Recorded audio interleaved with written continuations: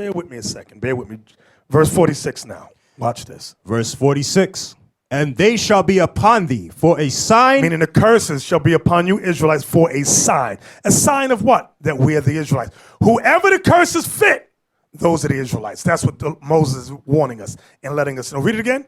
And they shall be upon thee for a sign and for a wonder, and upon thy seed forever. These curses will be upon the seed of the Israelites for how long, brothers? Forever. So whenever you examine the curses of God, if they fit us, then we're the Israelites. That's what God is saying. Jump down to verse 64. Verse 64. And the Lord shall scatter And you thee. know why verse 46 is important? You get these dumb Christians that say the curses ended with Rome. They said 70 AD ended the curses of God. Read verse 46 again. Verse 46. And they shall be upon thee for a sign and for a wonder, and upon thy seed forever. Does it say upon thy seed until 70 AD, brothers? It says forever. Don't let these dumb, evil Edomite Christians trick you up, trap you up. Even these dumb Negroes that's joining with them. Verse 64. Verse 64. And the Lord shall scatter thee among all people. And when it's, notice this, and the Lord shall scatter thee among all people. I want that for a reason. Now, when we initially, hey, can you type in for me a map of the slave trade? I want you to stay right where you at, Ozias. Yes, I want you to type on the screen. I want a map. I'm going to show you something. I'm going somewhere. Y'all just bear with me. I know y'all think you know where I'm going. But we're going to see if you know where I'm going. I know everybody here in the front will go, I know, yeah, I heard this, but you ain't hearing nothing. Just be quiet. Okay, you see where they got the slaves from in Africa. Now, the question is always, how do we get deeper into Africa? It's not how do we get into Africa. We always been there. How do we get deeper into Africa? That's Luke 21, verse 20 through 24. We were there for over 1,000 years. Now, look, the slave trade. They said it took some to Arabia, Yemen, up towards Egypt, Libya, Tunisia. They took some Brazil, South America, Central America, the islands, the Caribbean islands, North America, even Europe. You see that little skinny line going up to Europe. And you see that little island by Africa's Madagascar, even there. And look, some of the islands, see, it says India. Y'all see on my right? Can we zoom in on that area? Because we rarely talk. When black people talk about slavery, we never talk about that area right there. Notice it says Arabia, Yemen, Asia. See that, Asia? Then you got India, two parts where it says India. I want y'all to see that. Pay that close attention. Now, when we were in Africa, how many ethnic groups are in Africa? Type that in. How many tribes are in Africa? Just type it like that. Introduction. On this page is a list of a few of the estimated 3,000 African tribes. There's 3,000 tribes. So I want y'all to listen good. When it says, right, that's a minimum. When it says we shall be scattered amongst all people, guess where it starts? It starts there first. That's why people always say, well, they got all these different tribes who went on slave ships. Yes, because the Israelites, when we ran, we didn't all stay together. I'm going to show you that. We didn't all stay together. You know when you're running from the cops, y'all know. Separate. You go that way. I'm going this way. I'll chase many of you down. Y'all don't stay together. You go get that one over there. You get that one. I'm going this one over here. Running through mama's house. Exactly. You scatter. In Luke 21, when Christ said flee, that's what we did, exactly what he did. Those of us that obeyed, fled, and we scattered. Now watch. Bear with me. So in Africa, you got two main groups. You got sons of Ham and sons of Shem. Shem are the Israelites. The Shemites there are the Israelites. Those are the two primary groups there. Give me Psalms 106, verse 35.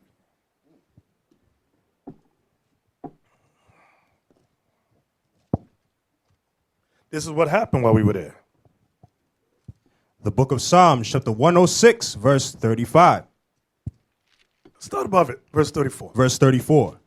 They did not destroy the nations concerning whom the Lord commanded them. When the Lord took us from Egypt to the land of Canaan, the Lord told us, destroy those sons of Ham in there, the Jebusites, the Hittites. Who else was in there? The Canaanites, the Perizzites. 7 great, and he said, destroy them. Well, watch what we did. But were mingled among the heathen and learned their works. We were mingled amongst those Hamitic tribes and learned their works. This is why when you examine the history, now watch this, when you examine Puerto Rico, Haiti, and you see like Brujeria, Santeria, Voodoo, all that they say comes from Africa. Why? Because when we sojourned there for all of them, we picked up, that's what Psalms 1, read it again so we understand what it's saying. Psalms 106, verse 35. But were mingled among the heathen and learned their works. We learned their works. Now watch this. Give me Deuteronomy 28. We read verse 64. Read it again. I just want to bring back the point. Deuteronomy chapter 28, verse 64.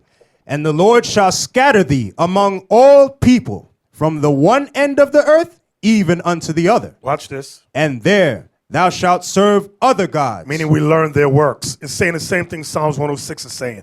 And we shall serve other gods, read. Which neither thou nor thy fathers have known, even wood and stone. Even wood and stone. Now, watch this. Because when we break it down, we often always just deal with America, modern day. But I'm just taking us back some years, some centuries.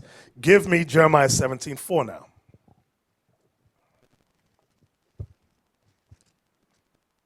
The book of Jeremiah, chapter 17, verse 4. And thou, even thyself, shalt discontinue from thine heritage. Jeremiah, the Israelites, including Jeremiah, would discontinue from their heritage. Read. That I gave thee. Meaning we would lose our culture, our heritage, which includes our laws, our language, our high holy days, our dress code. We would discontinue from all that. Go ahead. And I will cause thee to serve thine enemies in the land which thou knowest not. For ye have kindled a fire in mine anger, that which shall burn forever. From there, give me Isaiah 65, verse 15. The book of Isaiah, chapter 65, verse 15. And ye shall leave your name for a curse. We left the name of Israel. We left that name for what? For a curse. For a curse. That's what we bring it up today. We say the curse is African American, which is correct. Puerto Rican, Jamaican, Haitian, Dominican. These are curses. Read it again. And ye shall leave your name for a curse unto my chosen. For the Lord God shall slay thee, and shall call his servants by another name. The another name is Puerto Rican, African American, Haitian, Guyanese, Trinidadian. That's what he's calling us by another name. Why? Because we discontinued from our heritage. Wherever we were, we adapted to cultures, new identities, new nationalities, new language.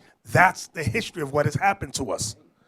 New names, exactly. From there, give me the article. It's on. I sent it to you. It's called Shaka Zulu. Now, what inspired it, I was watching the show Shaka Zulu. So as I watched it, and I've seen it before a long time ago, but something clicked as I was watching it. Jumped down to the part that says expansion of power. Go down. Expansion of power. Go down. Okay, read that for us. Expansion of power. Now, Shaka Zulu was the king over the Zulus, the Zulu tribe. Now, I want y'all to see that map. Y'all see that map? Notice, read the bottom part here under the map. This map illustrates the rise of the Zulu Empire under Shaka, 1816 to 1828. Okay. In present-day South Africa. The rise of the Zulu Empire. Now, you see the dark brown coloring, right, which is on my right, where it says Zululand, Bulawo, whatever you say that word. Okay, this is the key to the map. Read on. Under Shaka, forced other chiefdoms and clans to flee across a wide area of southern Africa. Clans fleeing the Zulu war zone include. Now you see the Zulu war zone. You see that color? That was it, peach or something? Yeah. Which is around that. Can y'all see it? Okay, go ahead.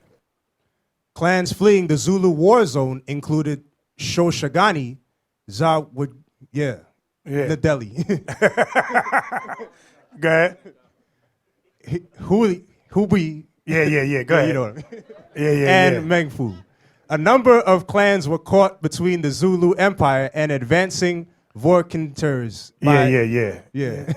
And British Empire, such as Josha. Okay, now go to the side here. Go above. Okay, start right here where it says as Shaka. Watch this. As Shaka became more respected by his people, he was able to spread his ideas with greater ease. I want you to remember, the Israelites fled into Africa. We scattered. Watch. Go ahead.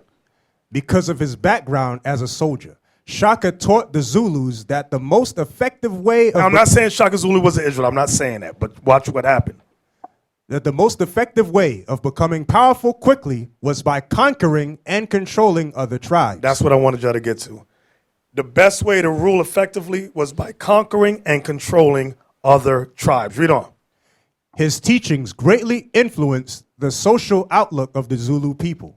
The Zulu tribe soon developed a warrior outlook, which Shaka turned to his advantage. Read on. Shaka's hegemony, which means leadership, was primarily based on military might, smashing rivals and incorporating scattered remnants into his own army. You see that part right there? Incorporating scattered remnants into his own army. Read.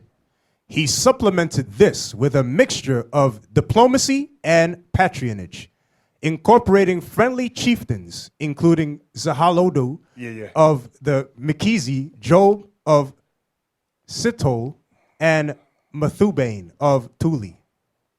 These people were never defeated in battle by the Zulu. They did not have to be. Shaka won them over by subtler tactics, such as patronage and reward. So he won many of them over into his tribe. That's how the Zulu nation became a very large and powerful tribe. The ones he conquered and he didn't kill, he made them join his army. Others, he won them over and said, join my army. So he had various tribes that joined the Zulu. That's what I want y'all to see. Go ahead. As for the ruling Kwabi, they began reinventing their genealogies to give the impression that Kwabi and Zulu were closely related in the past. Now, I want y'all to see that. They began reinventing their genealogy. They were not all the same people. That's what I want y'all to see. So what did they do? Reinvented their genealogies to give the impression that Kwabi and Zulu were closely related in the past. So it's letting you know that's not true. They were two different groups. Let's go out of there. Watch this. I want the article on, did I send you the article on African empires? Okay, so look for that. Let me know when you got it. So not only did we join tribes when we fled deeper into Africa, we started new tribes. Not only did we start new tribes, some we joined, some we started. Watch this. Not only were we part of empires, we helped set up other empires like the Songhay and the Dahomey Empire. We helped set them things up. Give me the article on African empires. Did I give it to you? Type in African empires. Let me see what pops up. Okay, we'll just stay right there. You got Ghana Empire. You got the Kingdom of however you pronounce these words. Bonaman, Mosi, Takrur, Benin Empire, Mali Empire, Jollof Empire. And there's a lot more. But what I want y'all to see that while we were there, when we obeyed Christ in 70 AD and fled deeper in there, we joined with those Hamites there, like it says in Psalms 106. Now, from there, give me Acts 13:1. Give me a map of Africa.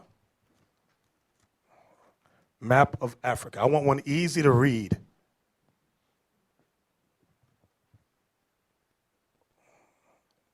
Okay, pick one that I can read easily.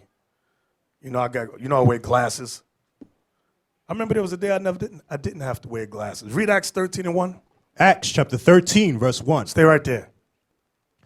Now there were in the church that was at Antioch, certain prophets and teachers, as Barnabas and Simeon, that was called Niger. Now you see that in Africa. You see that map right there?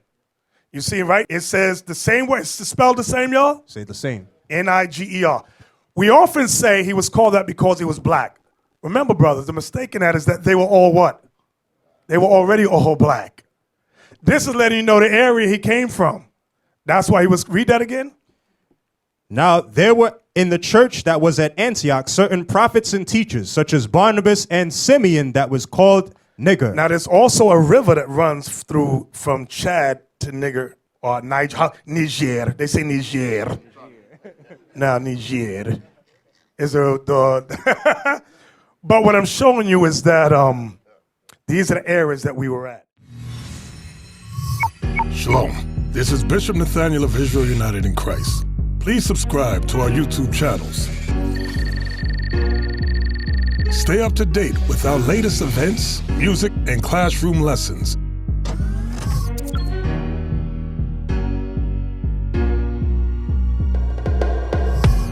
IUIC plans to continue visiting different countries where this gospel has not been preached before. IUIC needs your help in pushing this truth.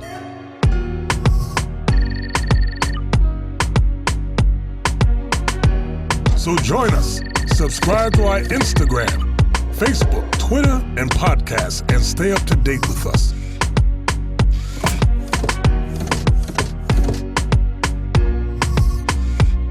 For more information, please visit www.israelunite.org.